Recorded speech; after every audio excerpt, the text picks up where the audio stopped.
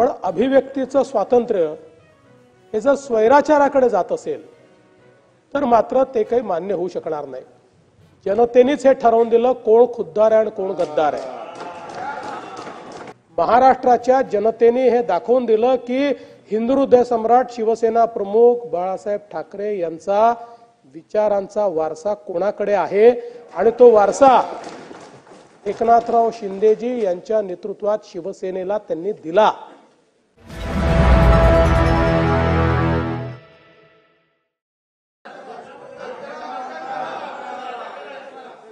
अध्यक्ष महोदय, बसा। सभागृहामध्ये जो विषय या ठिकाणी उपस्थित झालेला आहे तो अतिशय गंभीर आहे। आपण कोणीही अशा प्रकारच्या विचाराची नाही की कोणी आपल्या मताची अभिव्यक्ती करू नये, किंबहुना हास्य असेल व्यंग असेल याचा पुरस्कार करणारे आपण लोक आहोत। एखादं राजकीय व्यंग झालं तरी त्या व्यंगातनं आपण कधीही त्याला कुठला दुसरा रंग देण्याचा प्रयत्न केलेला नाही। अभिव्यक्तीचं स्वातंत्र्य देखील मानणाऱ्यांपैकी आपण आहोत, पण अभिव्यक्तीचं स्वातंत्र्य हे जर स्वैराचाराकडे जात असेल तर मात्र ते काही मान्य होऊ शकणार नाही। खरं म्हणजे हा जो स्टँड अप कॉमेडियन आहे कुणाल कामरा,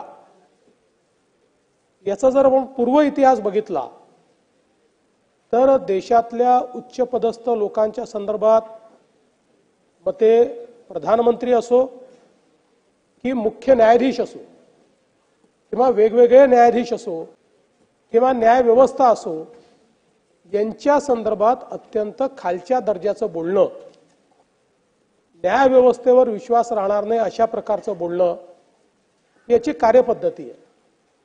मुळात या व्यक्तीला एक प्रकारे कॉन्ट्रोवर्सी तयार करून प्रसिद्धी मिळवण्याचा हव्यास आहे आणि अशा या हव्यासातून ज्या प्रकारे राज्याचे माजी मुख्यमंत्री आणि विद्यमान उपमुख्यमंत्री माननीय एकनाथराव शिंदेजी यांना टार्गेट करत अतिशय खालच्या दर्जाची कॉमेडी करण्याचा त्यांनी प्रयत्न केला। खरं म्हणजे या कामराला हे माहिती पाहिजे की 2024च्या निवडणुकीने जनतेनेच हे ठरवून दिलं कोण खुद्दार आहे आणि कोण गद्दार आहे। हा काय महाराष्ट्राच्या जनतेपेक्षा मोठा आहे का? महाराष्ट्राच्या जनतेने हे दाखवून दिलं की हिंदू हृदय सम्राट शिवसेना प्रमुख बाळासाहेब ठाकरे यांचा विचारांचा वारसा कोणाकडे आहे आणि तो वारसा एकनाथराव शिंदेजी यांच्या नेतृत्वात शिवसेनेला त्यांनी दिला। आणि त्यानंतर अशा प्रकारे सुपारी घेऊन जर कोणी काम करत असेल, मला आश्चर्य वाटतं की तुमचे माझे मतभेद असू शकतात, राजकीय मतभेदही असू शकतात, पण राज्यातल्या एखाद्या उच्चपदस्थ नेत्याबद्दल, ज्या नेत्याबद्दल राज्यातल्या जनतेमध्ये आदरभाव आहे, अशा नेत्याबद्दल इतक्या खालच्या दर्जाला जाऊन कोणीतरी बोलतो आणि त्या ठिकाणी आमच्या समोरच्या बाकावरचे काही लोक हे तात्काळ त्याच्या समर्थनार्थ उभे राहतात। लगेच एकाचं ट्विट येतं, दुसऱ्याचा क्लिप येते, चौथ्याची क्लिप येते। हे काय कामराशी ठरवून चाललेलं आहे का कामराला तुम्ही सुपारी दिली आहे असा प्रश्न विचारण्याची वेळ या ठिकाणी आलेली आहे।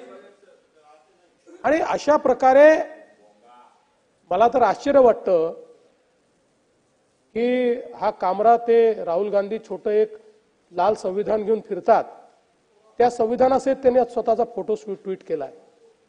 तरी संविधान जर त्यांनी वाचलं असतं ना तर अशा प्रकारचा स्वैराचार केला नसता। संविधानाने प्रत्येकाला अभिव्यक्तीचं स्वातंत्र्य दिलंय, हे स्वातंत्र्य अबाधित आहे, हे अमर्याद आहे। तथापि त्याची मर्यादा काय आहे तर ज्या क्षणी तुम्ही दुसऱ्याच्या स्वातंत्र्यावर घाला घालता त्या क्षणी तुमचं स्वातंत्र्य त्या ठिकाणी मर्यादित होतं। ही मर्यादा ठरलेली आहे त्याची। आणि म्हणून तुम्हाला कोणाला अशा प्रकारे अपमानित करण्याचा अधिकार नाही आहे. ज्या प्रकारे त्यांनी हे अपमानजनक शब्द वापरले आहेत त्यांनी करावी ना, माझ्यावर करावी, शिंदे साहेबांवर करावी, आमच्यावर कविता करावी, आमच्यावर राजकीय व्यंग्य करावं, आम्ही टाळ्या वाजवून दाद देऊ. पण अशा प्रकारे सुपाऱ्या घेऊन घेऊन या ठिकाणी जर कोणी अपमानित करत असेल तर त्यांच्यावर कारवाई केलीच जाईल, सोडण्याचं कारण नाही आहे. आणि मग मी सगळ्यांना सांगतो, छात्या बडवू नका. अभिव्यक्तीचं स्वातंत्र्य चाललंय, संविधानाच्या विरोधात चाललाय, हे छाता बडवणाऱ्यांना मी स्पष्टपणे सांगू इच्छितो, या गोष्टी या महाराष्ट्रात आम्ही सहन करणार नाही. काहीही झालं तरी देखील अशा प्रकारे विनाकारण प्रसिद्धी मिळवण्याकरता सुपाऱ्या घेऊन घेऊन बोलणारे हे जे लोक आहेत यांना कुठेतरी धडा शिकवावाच लागेल. महाराष्ट्राचं मानसिक स्वास्थ्य खराब करण्याचं काम ही मंडळी करतायत. मी पुन्हा एकदा सांगतो, स्टँडअप कॉमेडी आम्हाला आवडते, आम्ही स्टँडअप कॉमेडी पाहणारे लोक आहोत, त्याला दाद देणारे लोक आहोत. पण त्याच्या नावाखाली जसं मध्यंतरीच्या काळामध्ये त्या अलाहाबादियांनी ज्या प्रकारचं स्टेटमेंट दिलं रणवीर अलाहाबादियांनी, हे असल्या गोष्टी आम्ही सहन करणार आहोत. आई वडिलांच्या संदर्भात इतकं घाणेरडं घृणास्पद अशा प्रकारचं स्टेटमेंट हे लोक देतील आणि कुठल्या तरी OTT प्लॅटफॉर्मच्या माध्यमातून असल्या गोष्टी चालवतील. म्हणून मी सांगितलं, स्वातंत्र्याचा स्वैराचार झाला आणि आपण जर चूप बसलो तर आपल्या पुढच्या पिढ्या आपल्याला माफ करणार नाही. हा स्वैराचार होऊच द्यायचा नाही.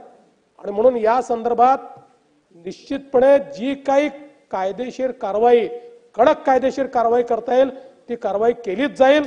त्यामध्ये कुठल्याही परिस्थितीमध्ये कोणीही कितीही दबाव आणला आणि किती हे जे काही लेफ्ट लिबरल आता विचार तयार झालेले आहेत, त्याला अर्बन नक्षल म्हणा, लेफ्ट लिबरल म्हणा, हे सारखेच आहेत की ज्यांचा उद्देश एकच आहे की समाजातल्या मानकांना अपमानित करणं, देशातल्या संस्थांना अपमानित करणं, देशांच्या इन्स्टिट्यूशनवरनं लोकांचा विश्वास उठला पाहिजे अशा प्रकारची वक्तव्य देणं, अशा प्रकारचं काम करणारे हे जे लोक आहेत यांना कुठल्याही परिस्थितीत सोडता कामा नये.